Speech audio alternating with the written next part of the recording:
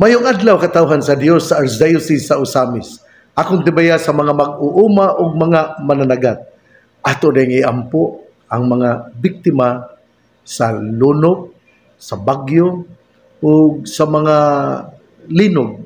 Luoy kayo ang ato nga mga igsuon karon. Atong tabangan sila. Ang inyong gihimo yatag nga second kolekta dinhi sa Archdiocese sa Osamis, ato gyud kanang ipadala ngadto sa social action sa CBCP. Ang CBCP na lang mo imo aporsyon, ang CBCP na lang mo imo divide, ang CBCP na lang mo imo kini bitawng mo apod-apod kay maglibog man ta. Nya pila ra matong resources pero kung bisan sa atong pagkakabos mo paambita do na gyud tay matabangan.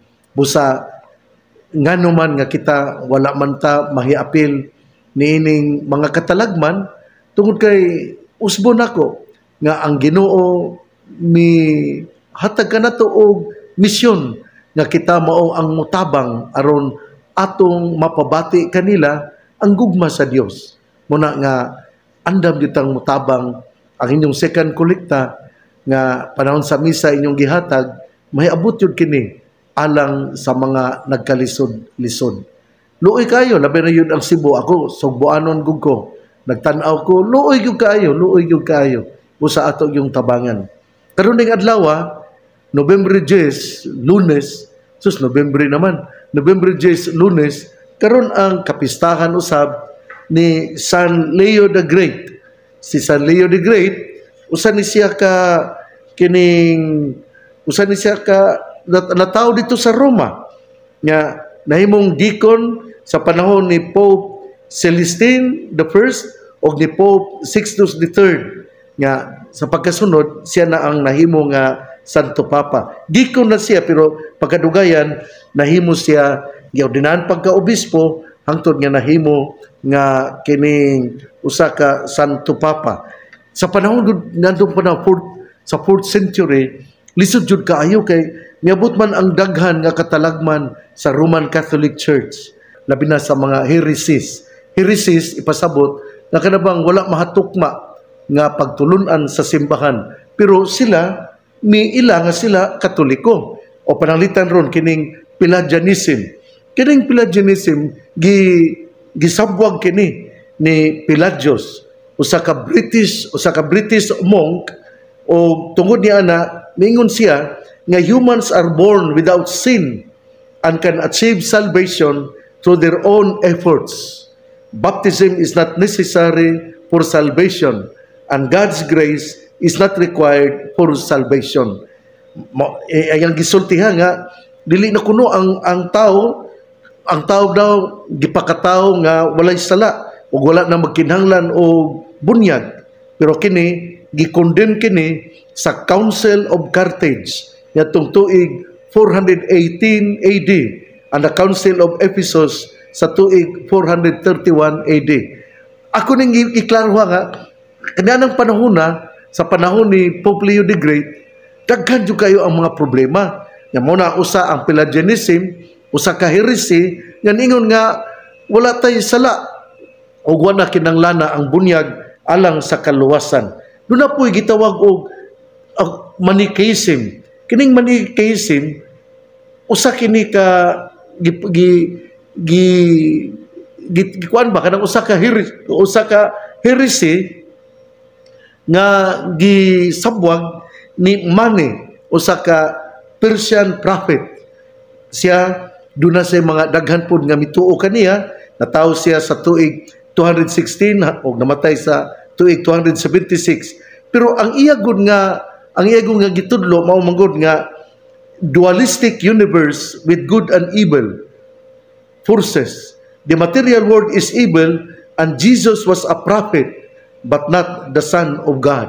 Mao to nga ang Manichaeism ningon nga si Jesus propeta lang pero dili anak sa Dios. Mao ni nga kining nagikondem kini sa Roman Empire and the Christian Church with several councils and edicts issued against it.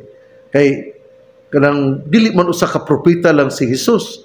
Si Jesus usa ka matuod nga Dios ug matuod nga tawo. Kini pong Nestorianism nga gipromote ra ba sa usa ka Patriarch of Constantinople, Nestorius. Ang iyang gisulti mao nga Jesus has two separate natures, human and divine. Mary is not the mother of God. Mo ni ang gisulti nga Mary is not the mother of God. Kining Nestorianism nga ningon siya si Mary the mother of the human nature Jesus.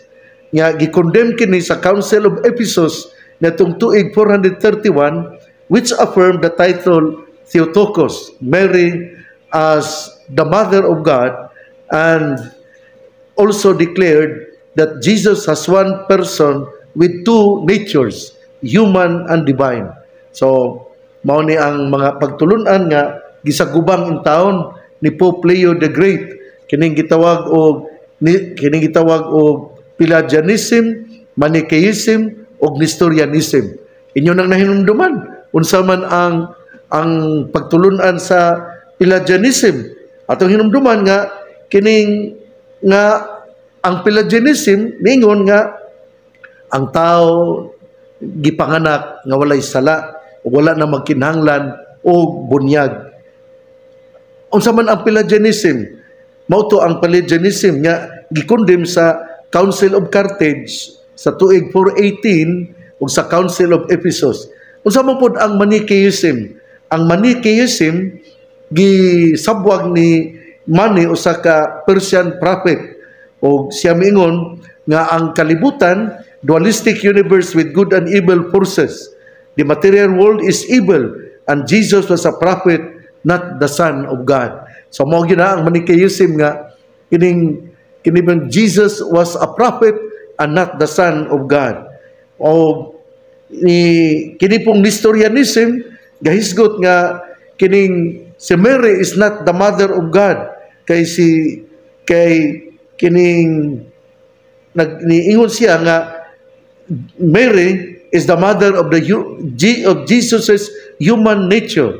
Pero kita sayod nga si Mama Mary usag yun ka inahan ni Jesus nga adunay nga nagdala sa nga matuod nga Dios ug matuod nga tao. Pero even as a deacon, Leo has demonstrated his gift as a peacemaker between warring factions. The acid test to prove his flair for negotiations came in 452 when Attila the Hun, at the head of a huge army of barbarians, stood at the gate of Rome.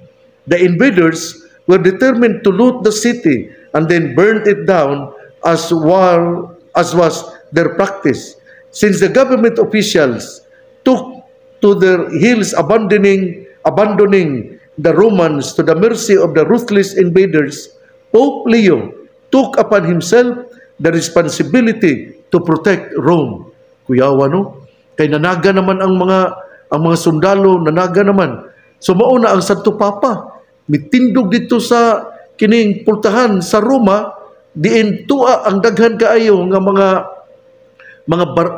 invaders o iyang gi wala siya kuan. Pope Leo took upon himself the responsibility to protect Rome, unarmed and unprotected. He rode out to meet Attila in person at Pishera.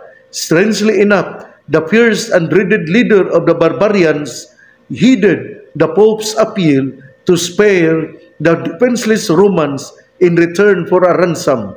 Leo was a gifted administrator and much less leader who not only strengthened the spiritual authority of the popes but also laid the foundation for the secular authority of the church as the Roman Empire went crumbling down.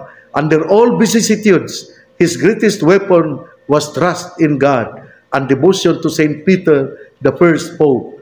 Leo died in 461 and was declared Doctor of the Church in 1754. So mao ni ang ato nga santos karon. Pero sa di pa ta mo padayon, ako dayon nga usa ka congratulations sa Misamis Occidental sa 96th year anniversary isip usa ka probinsya din gihimo sab ang Pirangat Festival niadtong Sabado, November 8, 2025. Di-congratulate ko tungod kay overall champion man ang Misamis Occidental. Ako din pasalamat.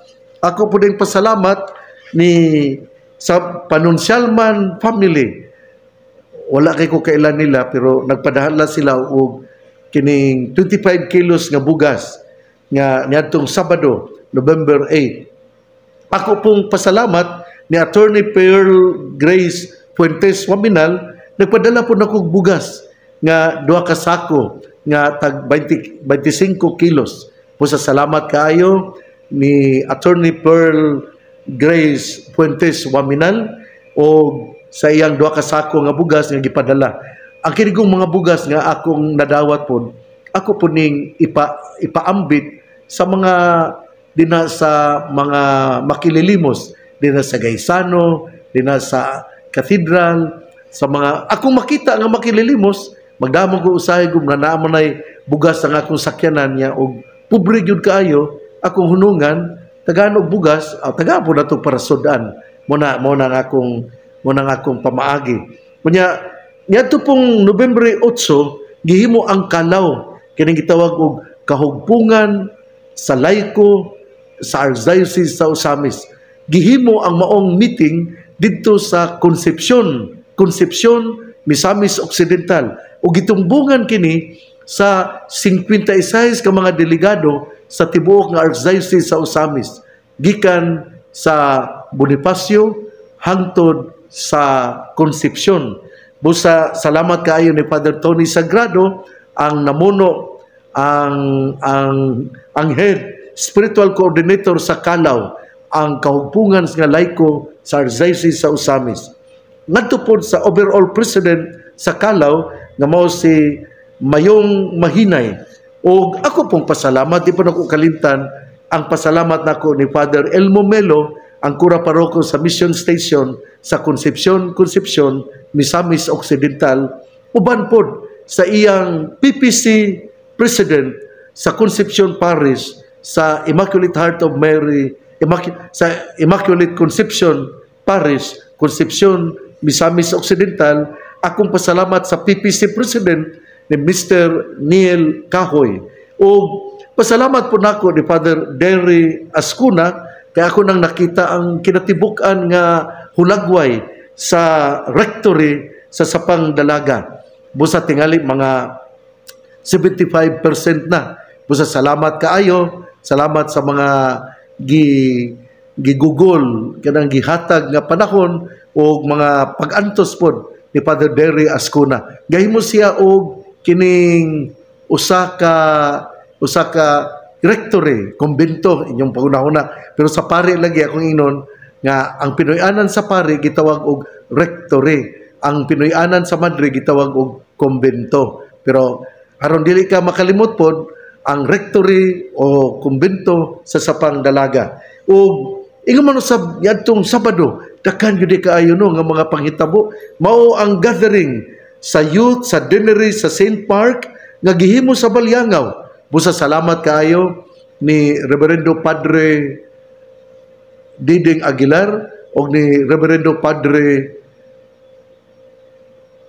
Roger Taguran, ang kura paroko sa Balyangaw. Kay ang din ko din na sa kining Denery sa St. Mark, ang din mo man si Father Fernando Diding Aguilar Jr. o ang overall coordinator sa mga youth mo si Reverendo Padre Andel Jan Baran.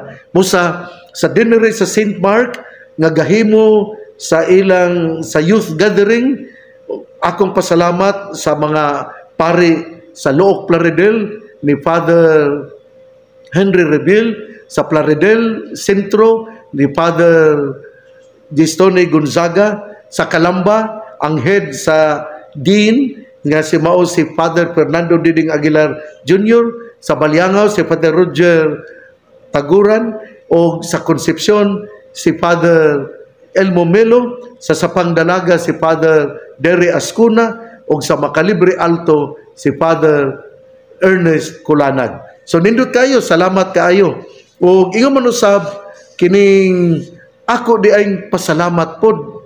Pasalamat po nako nga giatiman gyud ni Reverendo Padre Ernest Kulanag ang iya nga rectory, ang iya pod nga kumbento, o doon na may kining gitawag og renovation, repair sa kumbento. Pero pasalamat yun ni Governor Henry S. Waminal. Mao man yun ang midupa nining pag-renovate, ang pagtabang sa construction, sa repair sa rectory, sa Macalibre Alto, dinha sa Santo Rosario Parish, Macalibre Alto. Salamat ni Governor Henry S. Waminal. O diadto pong Sabado gihapon ang Vocation Committee Gathering nga gipahigayon dito sa Bonifacio, gitambungan sa youth vocation director, coordinator overall ni Father Darrell Rosales. Pero di ko nako ikalimtan po pagpasalamat si Father Manman Pudyutan, ang kura paroko sa San Vicente Ferrer Parish dinha sa Bonifacio. Mao kini ang mga panghitabo. Busa mo ari na ta kay murag taas-taas man ang atong na sulti karon. Usbon ko adlaw nga Lunes, November 10 og piyesta ni Saint Leo the Great, usa ka Santo Papa nga mihatag yun og dako nga kahulugan bahin sa iyang ministry nga mao ang pagpakig-uli, ang paghatag og kalinaw, ang pagtambayayungay aron makabot ang kalinaw. Kay sa laktod nga pagkasulti akong gisulti naman, nagiatake sila sa mga barbarians, unya nanaga na ang mga gobyerno, ang mga sundalo guban pa, pero siya unarmed, walay nig-protect niya, iyang gitagbo ang leader o sa barbarians, o tungod ni adto na lukmay ang leader sa mga barbarians o nahatagan og kalinaw ang Roma. Karong adlaw Lunes, November 10, atong kutloon ang Ebanghelyo sumala ni San Lucas. Si Jesus mingon siya mga tinun-an, ang mga butang nga makaangin sa mga tao pagpakaysala, mahitabo gayon. Apan alaot ang tao nga tungod kaniya, nahitabo kining mga butanga. Maayo pa kaniya nga hiktan ang iyang liog o usa ka dako nga galingang bato ug itambog siya ngadto sa dagat kaysa makaangin nining gagmayng mga bata sa pagpakasala. Busa pagmatngon kamo. Kung ang imong isig ka tawo makasala, badlunga siya. O kung maghinulsol, pasayloa. Kung makasala siya kanimo sa makapito, sulod sa usa ka adlaw, ug sa matag higayon moanha siya kanimo ug moingon, naginulsol ako, kinanglan imo gayon siyang pasayloon. Ang mga apostoles mingon sa Ginoo, dugangi ang among pagtuo. Ug ang Ginoo mitubag, kung duna kamoy pagtuo nga ingon kadako, sa liso sa mustasa, makasugo kamo sa kahoy nga si Komoro, maluka ka, ug balhin sa dagat, ug kini mutuman kaninyo. Ebanghelyo sa Ginoo, daygon ikaw o Kristo. Una sa tanan, ang tema sa atong ebanghelyo mao gayon ang pagtuo. Unya, kung ato galimpuy-an ang pagtuo, kita maning kamot gayon nga mobalik kayon kita sa Ginoo. Mao man kini ang gisgutan karon sa ebanghelyo. Lig-uno nato ang pagtuo. Nga bisan gali kung makasala kita sa makapito, kung kita muhangyo, kung kita maghinulsol sa itong mga sala, kinahanglan nga kita pasayloon sa atong pagbungat sa pagpangayo ug pasaylo. Mao man bitaw nga ningon ang atong ebanghelyo, kung ang imong isig ka tawo makasala, badlunga siya. Ug kung maghinulsol, pasayloa.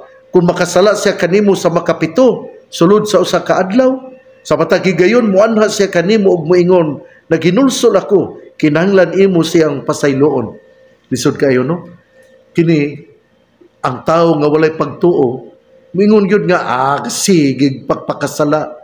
Pero kung ikaw adunay pagtuo, kung ikaw adunay pagsalig sa Ginoo, kung ikaw adunay gugma sa Ginoo, ang tao nga moduol kanimo, imo gayong pasayloon.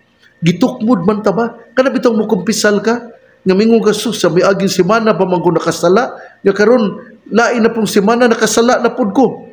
ayaw kahadlok. Adtua ang pari, pangayo og pasaylo, pangayo sa iyang absolusyon. Ade man mo tuohan niyang laing tinuhuan, murag maigo man ni sila sa kanang kulang og pagtuo. Kay ang ningon biya diri gyud nga kining kung makapito ka makasala so sa kaadlaw nya magbalik-balik ka og pangayog pasaylo, kinahanglan imo pasayloon. Hinaot nga ato kining may numduman. Ang ebanghelyo karon ang sentro mao gayud ang pagtuo. Mao man bitaw nga ningon ang mga apostoles sa diyang mingon siya ang atong Ginoo nga kining importante gyud kaayo nga kung makasala ka bisan sa kaadlaw makapito, mangayo jud kag pasaylo ug pading kamuti nga ikaw naginulsol sa imong mga sala. Moingon ang mga apostoles, Ginoo, dugangi ang among pagtuo. Ako lagi giingon nga kaya bitaw kung kay pagtuo di gyud ka mangayog pasaylo. Ug apo kay pagtuo, maulaw pug ka nga mangayog pasaylo. Pero kung doon na kay pagtuo, mingon jud ka nga ako sayod nga ang Ginoo mupasaylo kanako. Mao nga sa diha nga ang tawo muduol og mangayog pasaylo kay siya bisan sa kagamay sa iyang pagtuo pero iya kining gipuy-an o gibuhat ang Ginoo miingon kung doon na kamoy pagtuo ingog kadako sa liso sa mustasa, makasugo kamo sa kahoy nga sikomoro, maluka ka og balhin sa dagat, og kini mutuman kaninyo. Sus, no Ginoo ko, kining maningkamot na lang yun ta, nga magampo nga huptan ang pagtuo. Ako sayod nga, na may mga panahon nga, murabag mawala ang atong pagtuo. Ako bitaw, sa pagkatinuod, sa paghitabo karon sa lunop, baha, linog, dina sa Sugbo, taga Sugbo, manggod ko. Naguol ko, kung ano man nga nitabo man eh. Nga man nga nitabo man eh, Ginoo. Pero sa lain nga pangunahuna, sa ato nga pagpamalandong, ako muingon di ay nga, aron ipakita sa mga tao nga ang Ginoo mo'y labing gamhanan, o kita, mubalik kaniya, ug mangayog pasaylo. Ningon ko sa akong mga igsoon sa Sugbo, sa Cebu, nga ningon ko nga, daghan na mo gayong development sa Cebu. Nga, secularize na yun kaayo, tingali, kining, nag-ampo lang tingali, pero kulang yun sa paghinulsol. Nino nato kanon, pero usa kini ka pamaagi nga makaamgo kita, nga ang Ginoo mo'y tag-iya sa tanan, ug dili nato pod panamas-tamasan ang kinaiyahan. Tay, kuan man gud, daghan naman kaayo mga tao sa Cebu, unya, ang syudad mismo, kanang daghan gyud kaayo ang mga subdivision, ang kabukiran gihimo ng subdivision nga mo'y pagaingnon nga sa uban pa nga giilugan ang mga unggoy o Pinoy-anan, giilugan ang mga mananap o Pinoy-anan nga kinirabang mga kahoy o mga mananap mao ra ba ni ang mutabang pud nato pero giilugan man wala naman sila'y kapuy-an unya laktod pagkasulti gipahinumduman kita sa Ginoo nga dili kita mao ang muhimo sa dako nga desisyon. Ang Ginoo mao ang ato nga kinibitawng the most powerful o kinahanglan nga ato siya nga simbahon. Ngano nga kita nabuhi pa karon tungod kay ang Ginoo pod gusto nga mo pa ilaka nato nga ikaw adunay misyon. Ang imong misyon mao nga ikaw mamahimong kasing-kasing nga maluoy sa mga biktima, pulong nga mo'y muhupay silang mga kagulanan, mata nga maoy mututo kanila nga magpaila nga ikaw gadala sa gugma sa Ginoo ug dalunggan nga mamati silang mga danguyngoy ug mga kaguol. Hinaut unta nga ikaw nga buhi karon, ako nga buhi, makaila kita nga kita adunay misyon sa pagtabang. Munang usbon ako ha, salamat sa inyong second kolekta. Ang second kolekta may abot yun kini sa mga nagkalisod-lisod kay iapod-apod man kini dito ako maning ipadala sa Catholic Bishops Conference of the Philippines ug ang social action maunay mo apod-apod kay daghan man kayong katalagman katalagman sa politika, samok ang atong politika, niapod ang mga panghitabo sa kining gitawag o kining mga baha og uban pa. Nya, Mr. President, atong kunong tagaan og kalinaw ning politika. Aron ang ato lang sa gubangon kining kuan na lang, kining mga panghitabo nga dili nato kapugnan. Ang politika mapugnan pa man. Pero ngano man yun nga imo maning ipadayon na nasamok na noon ang ato nga kining ang ato nga nasod. Nagaigkalinaw, Mr. President, ang ato nga nasod. Atubangon nato ang mga kalisod karon sa baha, linog o kining lunop karon aron usara ang atong atubangon. Sus, Mr. President, hinaut unta nga imong dunggon kining akong gisulti. Usbon ko, padayon kita nga magampo. Wa mo kitay laing mahimo.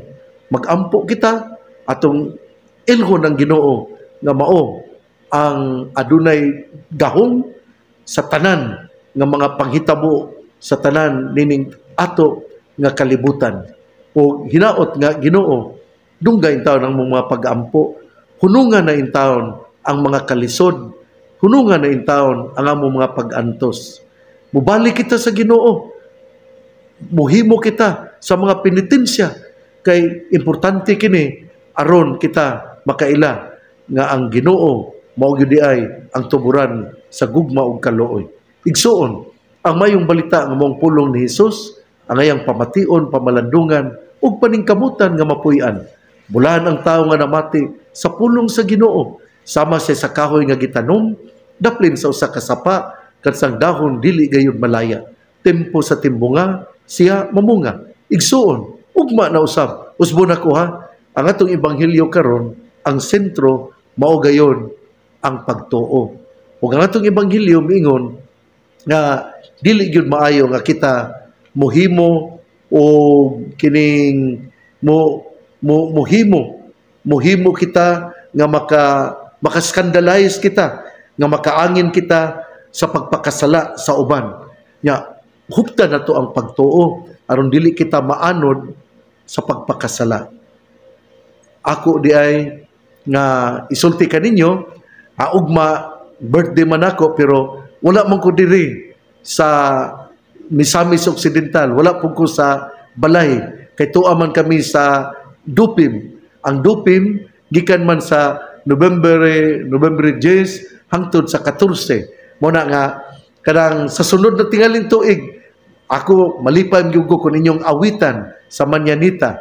Pero karon ugma akong birthday ay nalang mo sa pag-ari sa Bishop's House dinhi sa Katadman kay wala man ako diri.